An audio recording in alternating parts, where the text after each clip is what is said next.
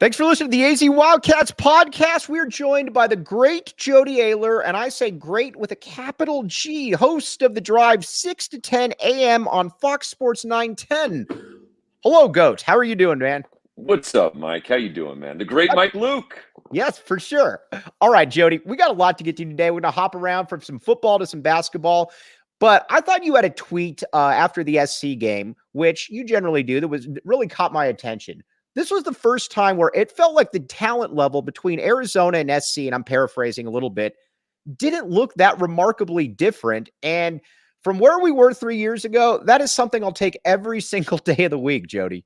Oh, man, from where we've been largely in Arizona football history, right? That USC, you're always seeing the matchup in the trenches just be overwhelmingly in USC's favor. They're overwhelming the Arizona offensive line, or their offensive line is basically an impenetrable force that the Wildcats defense can't get to. And how many times have we seen that game? First of all, the running game get to the second level without being touched. How many times did we see Caleb Williams just immediately flush from the pocket, having to pull those rabbits out of his hat that he's so good at doing? But I really thought up front there was really no difference. In fact, in many ways, I think Arizona was better at the point of attack. Now, could we say USC was taking Arizona lightly and maybe just, talent to talent, they're still better, of course. But I thought Arizona looked great up front on both sides of the ball against a USC team that usually far outclasses the Arizona Wildcats. And that's always been the thing. Even when Rich Rod had it rolling, it always felt kind of fluky because you had guys on the line that looked like me. And yes, he was going to out-scheme them and everything and get guys in position to be able to make players miss. This didn't feel like this. This hasn't felt like this, though. This felt like, okay, you got a couple NFL offensive linemen. You've got a pass rush that is getting into Caleb Williams' face repeatedly. It didn't feel fluky, Jody. I think that's the part that I really came away from. No, and you've been talking about this for a while, is that, there's 2, maybe 3 NFL offensive linemen on this roster. There's 2 in the starting lineup. There's 2. Jordan Morgan's a guy that's going to possibly he might have the chance to play his way into a top 15 pick. I was trying to think of this. I think Evan Britton was the last guy that I could think of that was getting real first round, and he went high second round and, had a pretty okay career with Jacksonville. But I think that's the last guy. And Morgan is he's an NFL player, and you can tell, and which makes it, the final play call for the Arizona Wildcats was a little bit more justifiable in that and who they were running behind, but at the same time, they had so much success running the ball to the other side of the line. But I'm sure that's a story for another day. Yeah. All right. And then the pass rush too. Again, I don't want to make it out like you've got, there's 5 LeVar Arringtons out there, 1990 reference for everyone.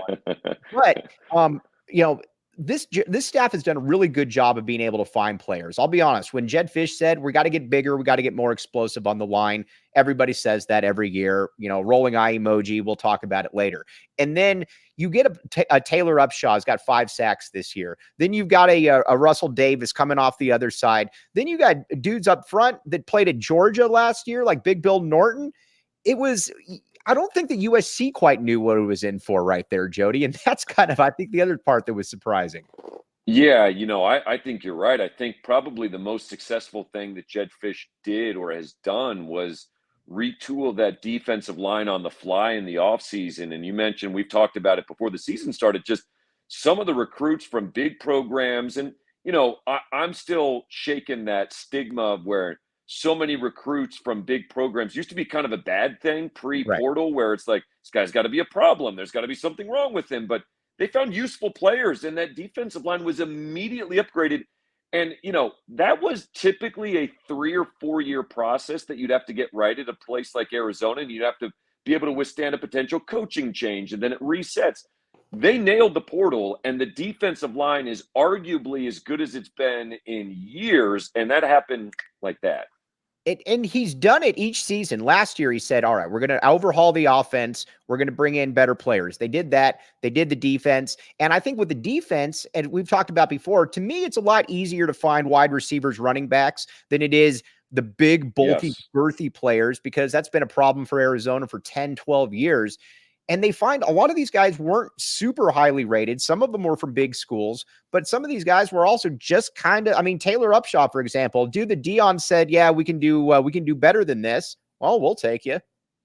Yeah, I mean, finding guys now, there's so many recruiting analysts, and you know this because you live in that world quite a bit, where it's about recruiting the second time. And there's guys that are available to transfer that aren't bad players or bad fits. They just, for whatever reason, aren't happy in their current situation. So being able to evaluate now who's transferring for the right and wrong reasons, who's transferring because they've got an opportunity and an ability to play better. We've seen that obviously go the other way. Dorian Singer gets recruited from Arizona to USC, but it's really nice, Mike, that transfer portal was not a one-way street out of Arizona and out of Tucson, that there were other talented players coming in on the other side of the ball. And listen, I will trade Dorian Singer for a legitimate pass rusher every offseason. Like, give me to your point, not to say that T-Mac or Jacob Cowing are easily replaced, but there's just so many more athletes playing wide receiver that want that positional glory that you don't find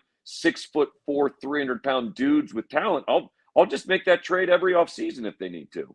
All right, let's talk. We're going to talk about the quarterbacks a little bit, but you might look at Jody Ayler first and say, man, that is a cool guy. He's from Tucson, obviously went to the U of A.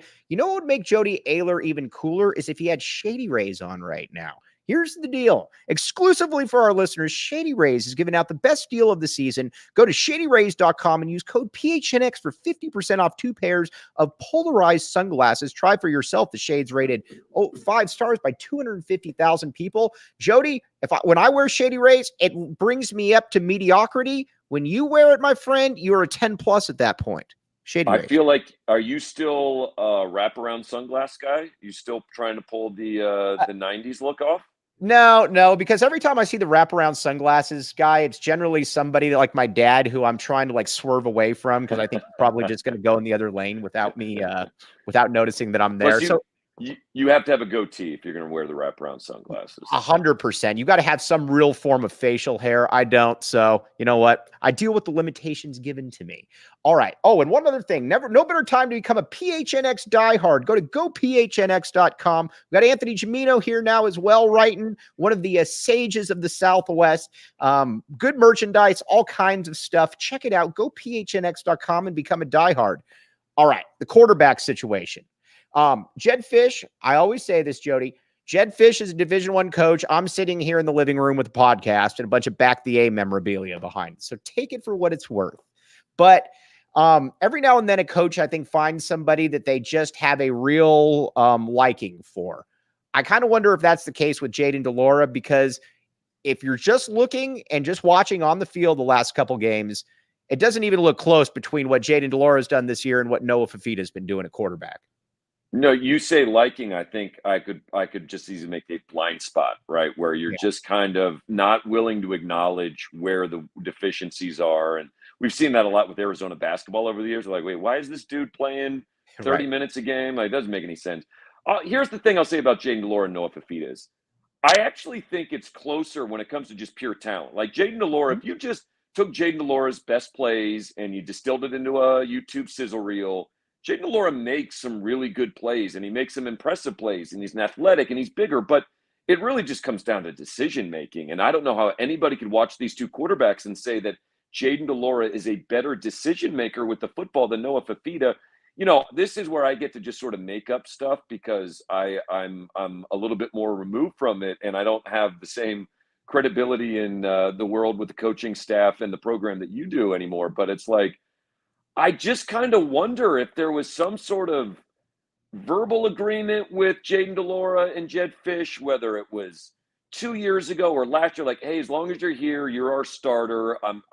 We're going to stick with you. You're coming from Washington State. You were high-profile quarterback transfer. And part of me just wonders if there's something stickier that's keeping Jayden de Laura as the starter, because to your point, Mike, from a football and competitive standpoint, it's pretty obvious Noah Fifita gives them a better chance to win based on his decision making. And when it comes to the quarterback spot, like I'll use my mom, for example. She watches the game just because she knows that I'm going to be on a post game afterwards. So thanks, Mom, if you're listening. But she doesn't know if Montana Lamonius Craig is an upgrade over Dorian Singer or vice versa. But she can watch the quarterback position and say, this little guy seems better than the other guy. What's going on right here? And I think, the Washington game was a little bit hit or miss. I thought Noah Fifita was fine, but this was a game against USC that I thought should really open some eyes. Granted, USC's defense stinks. I get it. But what really sold me, Jody, was when Arizona got down 28-20. And you're like, all right, well, here we go. You're going to lose by 2 touchdowns, whatever. When he marched them right back down the field, got the touchdown, got the 2-point conversion, obviously went into overtime, that showed some gumption there as well, as opposed to just getting out to that quick 14-0 lead. It did. And he looked like he was unfazed by what was going on at the Coliseum. And that's important. And again, we go back to the offensive line. We haven't seen many quarterbacks in Arizona football history who can kind of stand up against USC and not blink first. Fifita's got that ability. Now, again, just for the sake of conversation, he did make a catastrophic decision with the football that probably cost Arizona a chance to win that game, because at that point, USC had nothing going for him, and it was a really bad interception. And there were a few plays like this is just something that I think we've got to acknowledge with Fifita that, is a little bit similar to the Kyler Murray, Bryce Young conversations. There are some physical limitations to Noah Fifita that when it comes to throwing across his body or making tight throws, like he can't generate the same force that bigger, stronger guys. Now, Jayden de Laura is not exactly towering over Noah Fifita, but he is bigger. And I think, I think going into Washington State, it's really Jedd Fisch knows I can only make this quarterback change once. And I better be 1,000% sure it's the right decision. That interception alone was probably enough for Jedd Fisch to say, well, I could have gotten that interception from Jayden de Laura, but I get a little bit more, there's a little bit more playmaking with de Laura, I think, than Fifita. Fifita's just a little bit more predictable. Right. I think the problem, and I agree with you, the problem, though, with that is that when we've watched de Laura all season, he hasn't done any of that, and he's had the 4 interception games. I mean, you got to remember, before de Laura got hurt against Stanford, Arizona was losing that game. Fifita comes in, brings him right down the field. This hasn't been the JDL of last year, where one game it could be 400 yards, 5 touchdowns, and then the next game it could be 100 yards, 5 interceptions. At least with that, I guess you take the good with the bad. This year, there hasn't really been much good, and I think that's where it frustrates fans, because Fifita, by and large, has been pretty good. Yeah, no, you're 100% right. We just haven't seen the, I was joking with my friends on a group text, my U of A friends, JD, we call him JD Portal now instead of JDL. Like there hasn't been the same kind of, hey, there's 3 really good plays for every 2 awful plays. Like the ratio of bad to good plays from Jayden de Laura this year is just wildly skewed in the negative plays. And again, I'm not trying to defend the decision, because I would start Noah Fifita and I would feel very good about it. And I would just turn the page on Jayden de Laura. He is maddening to watch as a fan. Right. He is frustrating to watch, take a win and turn it into an L. He's just good at that. But I think there's a silver lining in that. Win and turn it into an L. That's awesome. Yeah, I think Jedd Fisch is secure enough in the job, has enough equity in the job, has enough confidence in his coaching staff and decision-making that he doesn't have to make the panic quarterback change. And I don't think he wants to make the panic quarterback change. I think he wants to make it. And I think, and you've tweeted about this and talked about it, Mike, as soon as Noah Fifita is handed the starting job, he's going to be the de facto starter for at a minimum the next 18 months, right? Now, there's always a chance you can recruit a bigger, stronger quarterback. And I think that's also the thing that Fifita has against him, is I think Jedd Fisch, by and large, has greatly improved the baseline of talent that we just talked about at Arizona by recruiting more NFL-sized dudes, O-line, D-line, corner, wide receiver. Fifita ain't that. He's got no NFL future. He's not going to be a professional quarterback. And I think there's probably a part of Jedd Fisch. He's always going to want to recruit someone a little bit more prototypical than Noah Right. Fifita. So I'm not sure. There might be this like inner tug of war with Fisch where he's like, hey, if I turn the program over to Noah Fifita, he's a winner, he's a leader, he's good enough to win some games, but I don't know if he's good enough to accomplish everything I want to accomplish. I don't know if I want this guy starting for 3 years at U of A. To give you an idea about the NFL perspective right here, I'm 5'8.5". I take that. I do not minimize that half inch right there, Jody. When you're vertically challenged, you take the half inch. I'm taller than Noah Fifita. Noah Fifita is at most 5'8". And I think that is what is so unique about what we're watching. And I was thinking about this the other day. I cannot remember, and maybe there is, but I cannot remember a Power 5 quarterback that was legitimately 5'8" that threw the ball 30 times per game. Maybe there is. Yeah. But well, what was Denard Robinson? Like Robin 5'10", maybe 5'10", but he had such a running threat to him that you had to just more of a tradition. You're probably right. I mean, Nick Costa's the first small quarterback I think of at U of A, the kid from Oregon who lasted Oregon. He was at one point a really highly ranked recruit, but he was sub 6 foot. But again, more in that Kyler Murray, Denard Robinson, like, you know, I agree. I don't know who it is. I don't know who it is either. Yeah, and like I said, it's just kind of uncharted waters. Now, let's talk about a little bit about who he's throwing to, and we're going to get to some basketball as well. But first, game time. Maybe you're not like the great Jody Ayler, and you got to watch all the games professionally. How many TVs you got set up there, Jody? Don't lie to me. I'm a monogamous TV viewer. I watch one TV at a time, man. I'm old school. I'm the same way. I get people all the time that say, dude, how many TVs you got? Just one. This one back here. I'm monogamous as well right here. All right, check it out, though. Game Time. You can download the Game Time app and create an account and use code PHNX for $20 off. You can get into games, concerts, you name it, they got it. And again, if you don't want to use the TV, this is where you got. Terms and conditions apply. Create an account. Again, redeem code PHNX. Download Game Time today. Last minute tickets, lowest price guaranteed. All right. Tetairoa McMillan. Every now and then a unicorn comes through Arizona. It's not often. Gronk was one of those guys. Now, granted, Gronk, you just kind of knew Gronk's freshman and sophomore year, different. This is a different dude. This is a guy that looks like he should be at Alabama, at Georgia.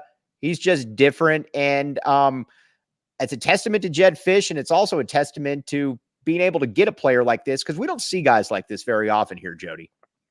No, we don't. And that's another reason to tie it back to the quarterback that maybe Noah Fifita is the best choice, right? Because I think you always have to be aware that while he's usually at Alabama or Oregon, and right now he's at Arizona, that's not definitely true a year from now, right? There's always the looming specter that someone puts a bag on the table and he's gone. So maybe the Fifita move helps that. I agree.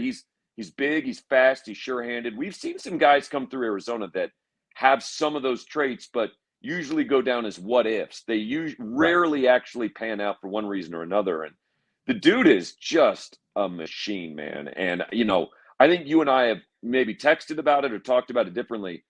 I think what's going to determine if he is a bona fide top 15, top 20 pick and what's a second round pick is what his 40 time is when he enters the NFL draft process. But man, I would take that dude on my team, period, no matter how fast he runs. Because he looks safely like, at worst, a number 2 receiver in the NFL. Yeah. I mean that's kind of a worst case scenario for him. And again, talking about NFL talent is just so weird here at the U of A, because it was funny at SC. We were at the game, but they flashed all the USC alumni that are currently in the NFL, and it was like 20, or it was like 39 or 40 players. And then Arizona, they've showed it was like 6. So it's and they're all like special teams players too. So well, yeah, I mean, one of the most successful U of A football players in the NFL was a guy that played fullback at Arizona and then got converted to a defensive tackle in the NFL. Like Earl Mitchell had a really good NFL career, but nobody ever connects him to Arizona because he literally played H-back for, you know, Mike Stoops. But yeah, this dude, you know, the Arizona Cardinals have a rookie wide receiver this year in Michael Wilson, who's 6'2", came from Stanford, and immediately is just like smooth, catches everything. I think T-Mac is a better version of Michael Wilson. I agree. I think he's bigger. I think he's better. And I think he's a guy that can easily be imagined right now as a 1B with the chance to be a 1A. Again, depending on that explosiveness. But there's some Wilson T-Mac similarities that I see, but I just think T-Mac's better. And what also is interesting, too, is the depth that you've gotten. Michael Wiley was one of the better players on the team last year. Michael Wiley has been out. Jonah Coleman comes in, and he looks kind of like a mini beast mode out there in that, he's about another guy, probably about 5'8", 5'9", but about 225, impossible to bring down on that first. The depth that this team has, and again, I don't want to make it out like it's Alabama, but the depth that he's accumulated has been quite impressive, Jody. Let's play a little game of do you remember certain Wildcat running backs? Because there's kind of an interesting history at running back in the last 20, 25 years. There have been some ones that have stood out for the right reasons and have gone on to the NFL. Like, I immediately think of an Arizona Wildcat running back, Clarence Farmer is the first name I think of, because the dude was a physical freak. He used to be able to stand flat-footed and basically do a backflip and kick the rim of a basketball. Like, the dude was just a freak athlete and had one amazing year, and then injuries and never quite panned out. But I always think of Clarence Farmer when I think of great potential Wildcat running backs. I've always thought that he's the big what if from the Tomey into the Makovic era, because he was clearly a Tomey guy. And I think if Tomey had stayed around even for another year, I think Clarence Farmer, again, like you said, he got injured and then he had some issues, and then Mike Bell took over after that. But Farmer was the one dude that I was like, man, that's what an NFL running back number one ball carrier is supposed to look like. Clarence Farmer, like I said, he's to me always on the all what if team. And like you said, he had one great season. It just kind of spiraled from there, though. There was, do you remember Leo Mills? Mills from Humboldt, Texas. Games. Yeah, he had one or two. He had some big play ability. He would break some long runs, but then would fumble 3 snaps later, and you wouldn't see him again. Obviously, guys like Nick Grigsby, who were sort of Mike Stoops' bell cow early on. And I just, to your point, I think what we're seeing from Coleman is just arguably, truncated. It was a first rounder of the Rams. He was a different dude. What I saw from Coleman against USC was as impressive as anything I've seen from any Arizona Wildcat running back in any one-game circumstance, and that goes back to the mid-90s, basically. Right, and it looks like he should have been starting at USC. It looked like if you were to put Jonah Coleman at USC, he could have easily been that ball carrier, and nobody would have batted an eye. I mean, that's how impressive it really was right there. And again, a lot of these guys, this was a really remarkable recruiting class when you think about it, because you're looking at Jonas Sabanea, who any scout that comes through here always says is the best prospect on the team, which is crazy, but you got Jonas Sabanea, you got T-Mac, Jacob Cowan came in that class. Obviously, you got Noah Fifita, Jacob Manu, Ephesians Prysock. I can keep going on. I wonder at the end of the day if we're going to look back and this was kind of one of those top 3 or 4 recruiting classes in school history that nobody really saw coming at that time. I think you just made the case, right? I mean, to be fair, it's not a super high bar to clear for Arizona football. If you found like 3 or 4 above average Pac-12 starters in a single recruiting class, that's a banner year and a bumper crop for Arizona. To your point, that recruiting class, I don't know. I mean, again, the Gronk. I think Matt Scott was in the Gronk class, right? Nick Foles was a transfer. I don't know if they were the same year. Maybe I'm off by a year. There's one that had, I think it was like Teddy Bruschi, Rob Waldrop, Brandon Sanders. And there's one that I know that'll never eclipse. But after that, like in recent memory, like in our era, I think this is going to be it, Jody.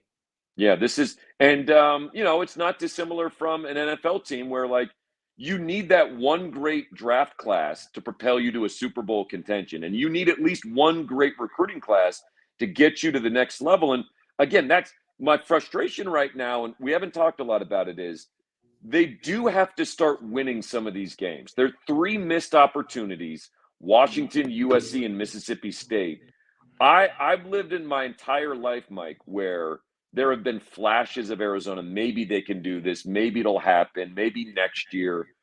At some point, what separates Arizona football from everybody else is you just got to do it and you just got to win. And that's what's been frustrating. They should have beat USC, man. Like that's a W.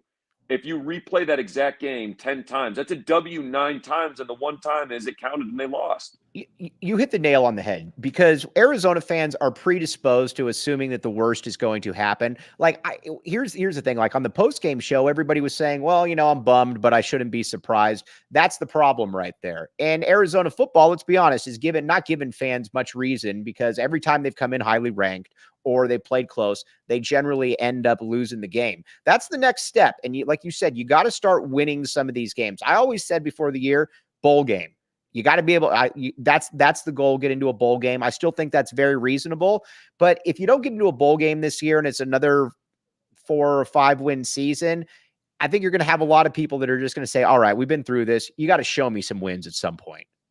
Which sucks because I think you and I are in agreement that everything Jedd Fisch is doing right now has been the right thing. There's no real like, man, I wish they would recruit this more, or I wish they were better at this. I mean, you can quibble with some of the coaching staff choices, and we've talked about the quarterback, but like Jedd Fisch has indicated in a lot of ways that he's the right guy to lead Arizona to that next level. But momentum is a real thing, and a year from now, we've seen it with recruiting. I know the Elijah Rushing stuff is probably in its own box. It's kind of separate from a lot of things, but you have to keep sustaining momentum. Otherwise, you're going to enter that death spiral, which is impossible to pull the program out of, where you start losing bodies and you start losing games. And, I would take it to another level. And I think this is probably a little unfair to the program, but based on the talent level we have seen this year, Mike, this is a 7 or 8 win team that should have been in contention for a Pac-12 South championship and a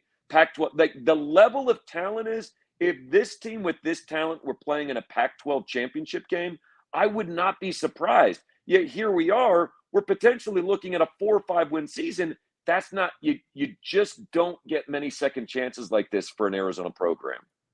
Totally agree. All right, now we're going to switch to a little bit of Arizona basketball because Tommy Lloyd said something that I found very interesting right here. But first, Splash Sports. All right, here's the deal with Splash Sports. Head to splashsports.com/PHNX to join in. We'll have different contests coming out, so we're stoked to compete with and against you. Be sure to check out the link in the description. Here's the deal. Go to splashsports.com/PHNX, link in the description, and sign up. Deposit cash to get started, and it's just $5 to enter either way. Weekly NFL picks, Survivor contests, you name it, they got it. All right, Tommy Lloyd. What I like about Tommy Lloyd is that many people, if you're 61-11 in your first 2 years as a coach, many people are going to say, buzz off, I know exactly what I'm doing. I don't need any of your help. Sean Miller would have done exactly that. Tommy Lloyd made a big point at the media day to say that we had to get tougher. We had to get tougher this offseason. That's been a problem. And, I'm paraphrasing right there. And he brought in guys like a Keyshawn Johnson, 7-5 at San Diego State. I think he'll be significantly better than that. Jaden Bradley, Caleb Love. You kind of got rid of some of the players that, while good, were probably not the toughest dudes in the world. And I think Lloyd is saying that, I can coach this team to points. I can't coach this team to toughness. I'm very excited to see what this year looks like, Jody. I am too. And by the way, Pac-12 Media Day was probably the most compelling bit of evidence yet that we have that moving to the Big 12 is in everybody's best interest, because it generated zero buzz, zero like, hey, everybody, stop and look at Pac-12 basketball. Now, maybe that's just the nature of college basketball, and the postseason of baseball has been great, and the NFL's a machine. But, I mean, honestly, there were times yesterday I was like, is anybody aware outside of hardcore U of A, maybe Oregon basketball fans, that this is going on? It was crazy. But here's what I'll say about Tommy Lloyd. I love it. I love this. I love the soundbite. I love the mentality. You're still probably starting Pelle Larsson. You still recruited 4 other, European players that, granted, are skilled, highly skilled big guys, but have a reputation, if we're generalizing, and it's not 100% true, that don't play with the kind of physicality that you would need to. So I'm going to need to see it before I believe it with this team, because that's also been something that the Gonzaga program has dealt with for a long period of time. it's one thing to be aware of it. You mentioned Keyshawn Johnson. I mean, the dude started nearly, or played nearly 90 games at San Diego State. He's rough and tumble.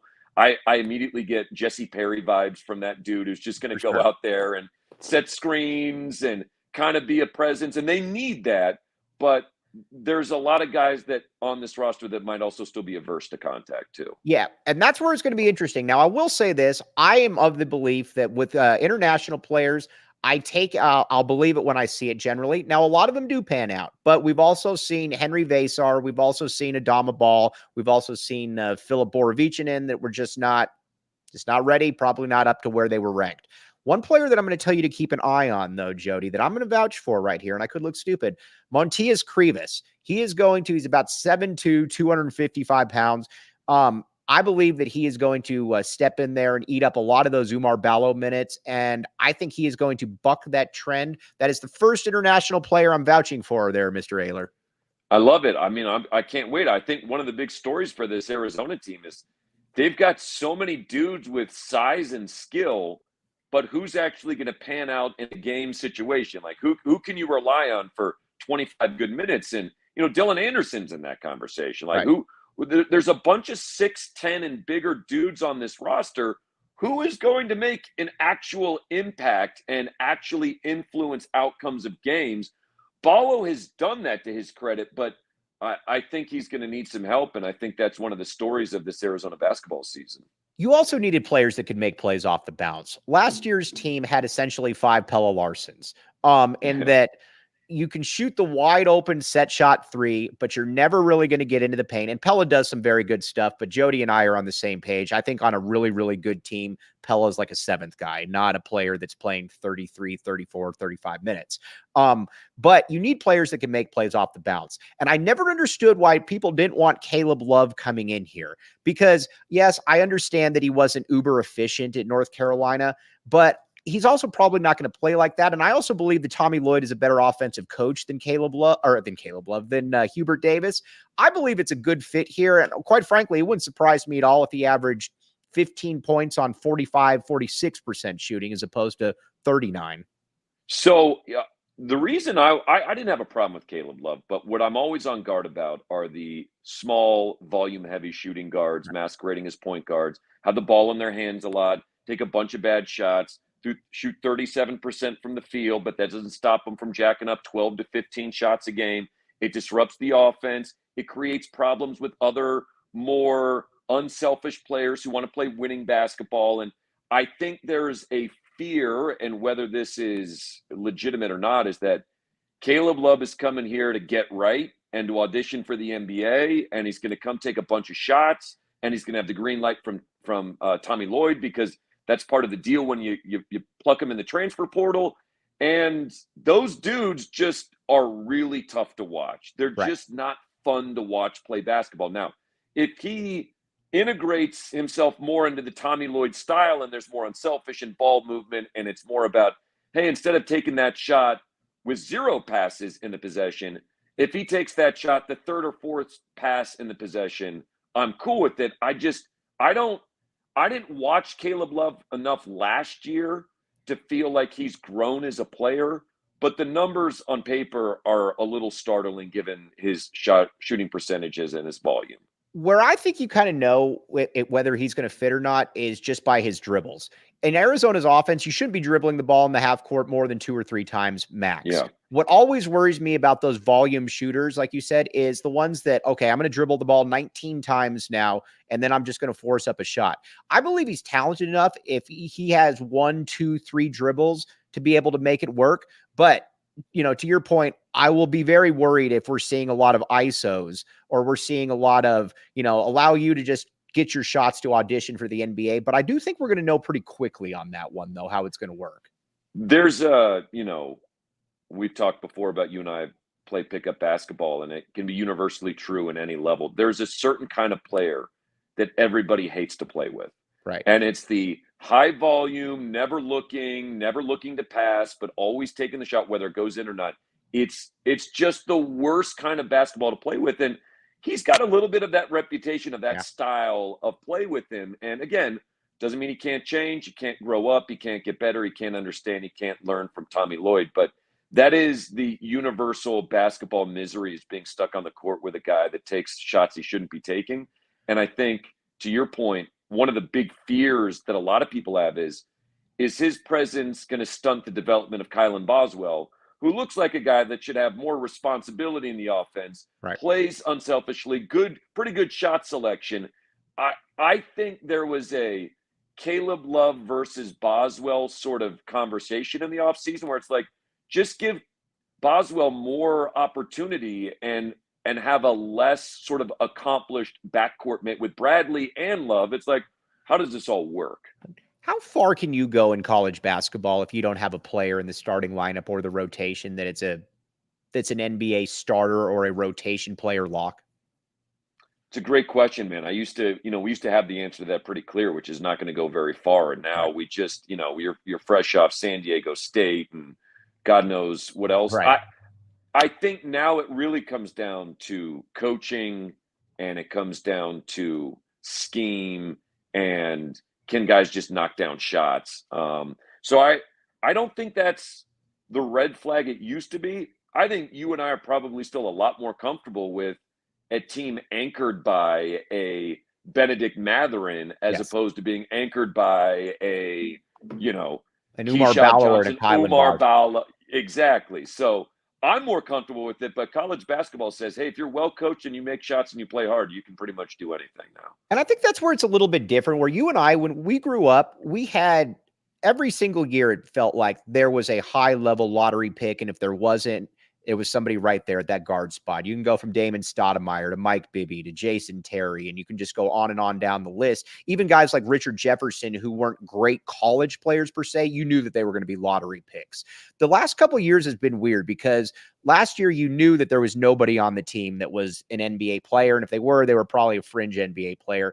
This year's kind of the same. But like you said, I also don't know if that's not the worst thing, because it's also kind of college basketball at this point. Here's kind of a fun question: is who's the best NBA player to come from Gonzaga? Who's the guy that can? This is a program that's been viable at the top level of college basketball for 20 years. Who's the best NBA player from Gonzaga? I don't have the answer off the top of my head, but I'll tell you what, it's not an obvious answer. It's not like, Jalen Suggs has torn it up. It might end up being Chet Holmgren, Actually, I know who it is. There's one guy. Sabonis is probably the best, I'd assume. Yes. But without a doubt. But I had to think about Sabonis. I'll give you the names that were going through my mind. Rui Hachimura, Kelly Olynyk. I mean, that's kind of Roni Turioff to Yep. That's a great point right there. And I bring that up because, as much as we love at Arizona to be Arizona, Tommy Lloyd has brought a distinctly Gonzaga style to Arizona. Now, it's more in line with what Lute Olson ran and what we're comfortable with than what Sean Miller was running. But he is building this program and operating this program under the influence of what he learned for his entire career under Mark Few and Gonzaga. And they've changed a little bit in recent years by getting high-profile five-star kids, but for the most part, that is not an NBA player factory in the Pacific Northwest, and they've had a lot of success. It's maybe prevented them from winning a championship, but I don't think it's an accident that Tommy Lloyd's not prioritizing the NBA mega prospect. And, there's a case to be made for and against that, and I think I'm open-minded to the way he's doing it, can still work at the highest level. I'm curious to see what happens with the recruiting class next year. You're bringing in 2 McDonald's All-American kids, most likely, and Carter Bryant, Jamari Phillips. That's going to be the first one where you're going to find out, all right, how does this work? Are these one and dones? Is this going to be something, or is this going to be something you're going to kind of veer away from? I think next year is going to be fascinating when it comes to that. That's a great point, and it will be, because if it goes poorly, then it might just be back to the European and fifth-year transfer and 4-year recruiting. And if it goes well, we could see Arizona emerge as as they should be, in my opinion, a Kansas-level program, a Duke-level program that's just getting skilled NBA players that can work for a year without destroying everything. And that's kind of marrying Gonzaga with Lute's prime is kind of the whole apex of the Tommy Lloyd experience, potentially. All right. Wanted to end here with a little bit of Big 12 talk. Jody Ayler is a convert to the Big 12 That's right. That's fair. After much pushing from me, but I'm not going to credit myself on that. But first, BetMGM. Here's the deal. Sign up for BetMGM. Use bonus code PHNX. Place your first BetMGM sportsbook wager through BetMGM Sportsbook mobile app of at least $10. You will receive $200 instantly in additional winnings, regardless of your wager's outcome. Check the show notes for details. Jody, before we get to this disclaimer, what do you think about Arizona 8.5 on the old money line against 8.5 is the spread against Washington State? I would probably, man, you know that Washington State's offensive coordinator is like 27 years old. I mean, they pile up numbers. I think I would take Arizona to cover 8.5. I would as well. Now let's hear the let's hear the disclaimer from Shane Diefenbach. Problem? Call 1-800-GAMBLER. Colorado, D.C., Illinois, Indiana, Kansas, Louisiana, Maryland, Mississippi, New Jersey, Nevada, Ohio, Pennsylvania, Tennessee, Virginia, West Virginia, Wyoming. Call 877-8-HOPENY or text HOPENY 467-369 New York. Call 1-800-327-5050 Massachusetts. 21 plus to wager. Please gamble responsibly. Call 1-800-NEXT-STEP Arizona. 1-800-BETS-OFF Iowa. 1-800-270-7117 for confidential help Michigan. 1-800-981-0023 Puerto Rico in partnership with Kansas Crossing Casino and Hotel. Visit BetMGM.com for terms and conditions. U.S. promotional offers not available in D.C., New York, or Ontario. All right, so that's our pick too. We both like Arizona to cover the 8.5 points. I'm not even speaking for Jody Ayler. He just said that himself right there. All right, Jody. Big 12. Obviously, first of all, is there anything more Pac-12 than having your most banner football season ever in the year when it goes into extinction? Anything? No, there's nothing more. It's classic Pac-12.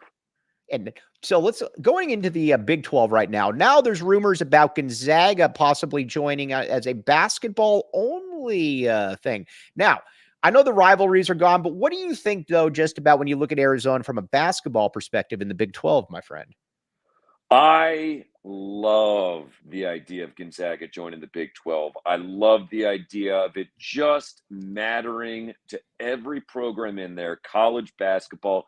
It's, do you remember being a freshman in college and you had to kind of like find your new group and find your way? And maybe it took a couple weeks, months, or a semester, a year, but like, I feel like Arizona basketball found its people, right? Like, I feel like Big 12 and college hoops is just going to feel like, yeah, this is my group of peers that I want to spend time around. Whereas the Pac-12, it always felt like we were dragging the rest of the conference along in basketball, and you got to take it seriously. So I'm very excited from a Big 12 perspective for college basketball.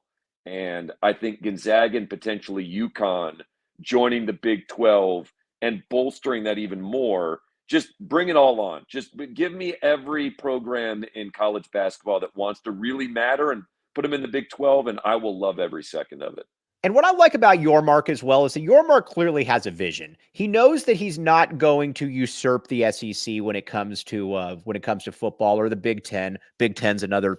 We'll talk about Big Ten at another time. But I think that there's something to be said. If you corner the market on basketball, if you say, okay, you're going to have football. I get that football brings in most of the dollars. But honestly, Jody, and we've seen it with the ACC all these years with basketball, there is something to be said, and I think it's an underrated aspect, to be the best conference in one of the two revenue sports, even if that's a distant second when it comes to the revenue sports. It's an identity. I mean, you have an identity as a conference, and the Pac-12 has had no identity for the last decade. It used to be the fun, exciting, offensive college football conference or the best college basketball conference, and they've lost that identity. They didn't value that identity, and I think in order to succeed at anything, people have to know what your brand stands for. And if you're a college basketball brand, and that's what the conference stands for, it makes it easier for every institution that's a member to recruit, to generate revenue, to create marketing. Like, it's a brand, it's an identity. And I think the Big 12 is a shortcut back to that for Arizona. U of A is extremely comfortable. Every part of its sort of being is geared towards maximizing basketball and basketball opportunities. And I think we're finally going to get back to those skills being valued in the Big 12, which I'm excited about. He is the great Jody Ayler, and I say great with a capital G. Like I said, Tucson's finest right there. Hometown kid, made it big, Well, let me ask you this. When are you filling in next on one of the national, Dan Patrick, anybody like that? I'm just trying to stay awake every morning, man. We got Diamondback games until all hours of the night. So it's, for now, it's just give me 4 hours and then I go home and sleep. All right. You can check him out, though, on the drive from 6 to 10, 9, 10. Jody, as always, really appreciate your time, my guy, and we'll catch up with you shortly. Mike, always a pleasure, man. Thanks for the invite. He's Jody Ayler. I'm Mike Luke. You've been listening to the AZ Wildcats podcast. We all silly like the mayor.